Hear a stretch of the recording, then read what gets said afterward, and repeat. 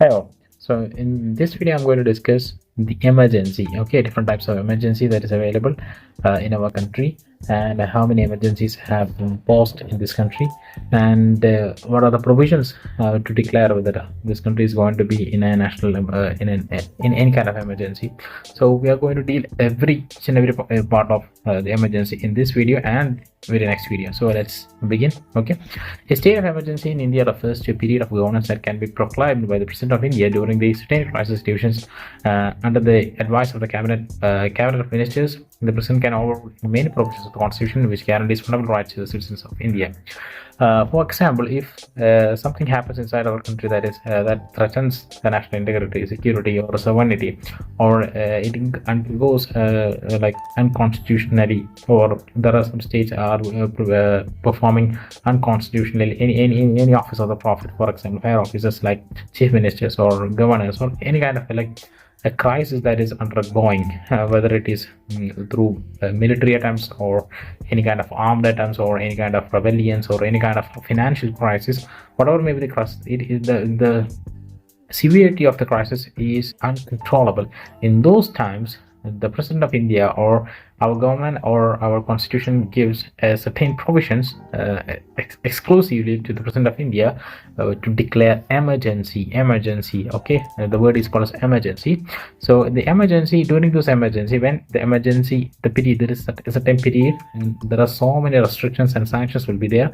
What are the sanctions that I'm going to discuss? So those period will be having like the rules or the ordinance or the laws that is established by the law is going to be overruled or overturned, so due to the to end the situation or to shut down the crisis. Okay, so for that, that is called as emergency, a certain period.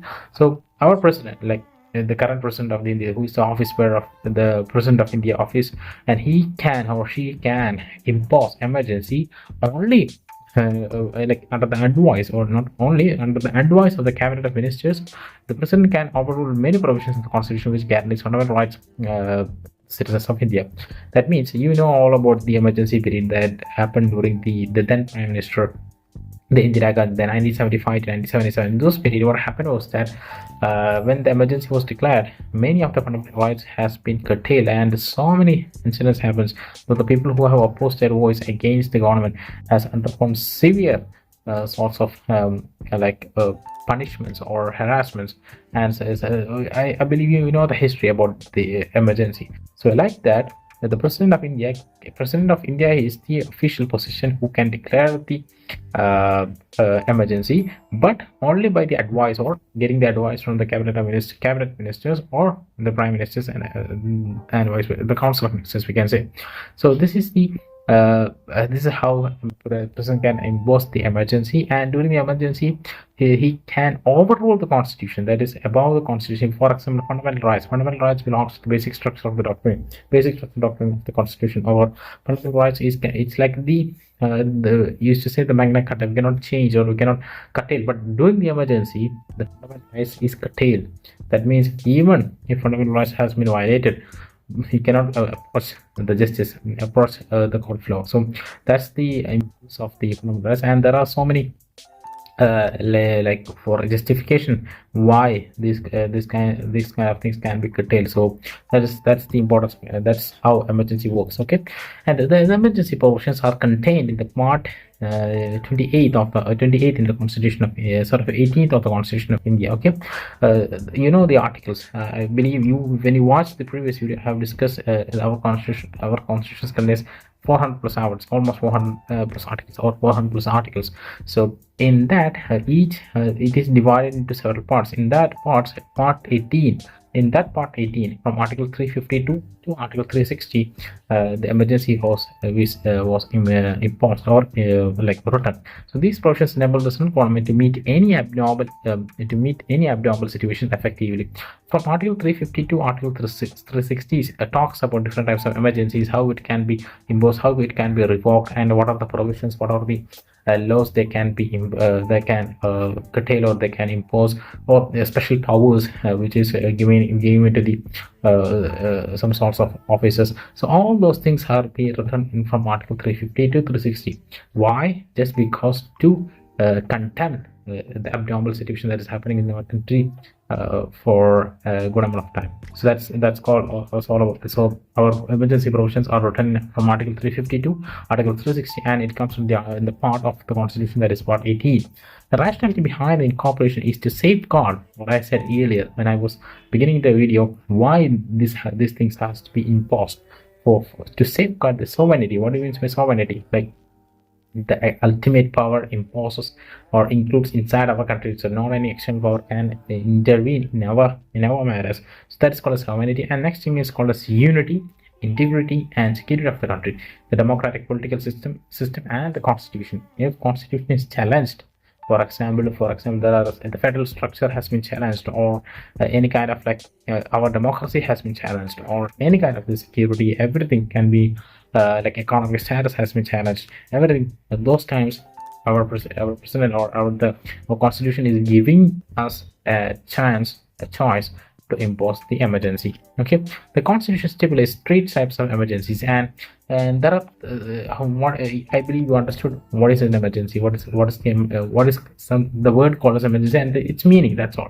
Don't think about the negative aspects of emergency, why emergency is needed, and who can impose the emergency, and how it is imposed, and where it is written. We have discussed all those things. Now I'm going to talk about different kinds of emergencies, and that when I discuss these things, then you will get a clear understanding what is emergency, how emergency is working, how the period is being calculated, or how that period is being, like how the current government is running the government or passing through that period. Okay, so there are three types of emergencies. The first one is called as national emergency, second one is called as constitutional emergency, and third one is called as financial emergency. Okay, so we will look into it. Okay, so I will stop this video by 10 minutes because I want to cut the videos to 10 minutes, so that it will be easy for the people who are watching my video to understand and comprehend, because the last videos I explained a lot, maybe 20 minutes, 25 minutes. Nobody is going to watch those videos, so instead I am going to cut down the videos to 10 minutes. Okay, so I will stop by explaining what is national emergency. Okay, so let's get started with national emergency. National emergency can be declared on the basis of war, external aggression, or armed rebellion. For example, if anything that unhappy things are happening in our system, and so many rebellious groups, maybe like depends upon political ideologies, or depends upon the religious ideologies, or any kind of like sectarian politics, or anything, whatever, we don't know. So a group of people, or a huge a mass of people is going to conduct a revolt against the government. In those periods, the government can impose emergency. The second thing is any external aggression in the sense, like for example, maybe like sanctions or wars, or engagement in borders, whatever. Okay, or basically you can say the war. Okay, in those times also, externally both as well as the internally, this kind of things happen. It's a very threatening situation, dangerous situation. So during those times, to handle that situation, emergency can be declared. Okay, now grounds of declaration. Okay, how this is going to be imposed. Okay, under the Article 352 of the Constitution, I have said from Article 352 to 360, it is only about specifically about the emergency. From under the Article 352, the president can declare a national emergency when the security of India or a part of it is threatened by war or external aggression or armed rebellion.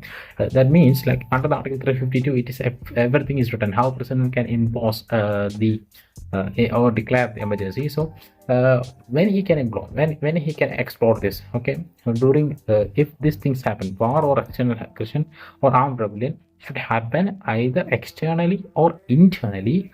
Either it is any part of this territory, whether if, for example, far south or northeast, northernmost, or west, wherever, or it's in the islands, like for example Andaman and Nicobar Islands, or Lakshadweep. If any part of this territory, our geographical and any maritime, I don't know whether the territory encompasses everything, our territory, within our territory, if these things happen, it's come under the provisions of declaring an emergency. Okay, the president can declare a national emergency even before the actual occurrence of war or armed rebellion or external aggression. That means, of course, there is a chance of a highly exploited war is going to happen before 1 month, or taking an anticipatory way like that, like it's an anticipatory decision that we are not going to get into the war directly. Before that, we have to make up things. So for that, we can declare the emergency.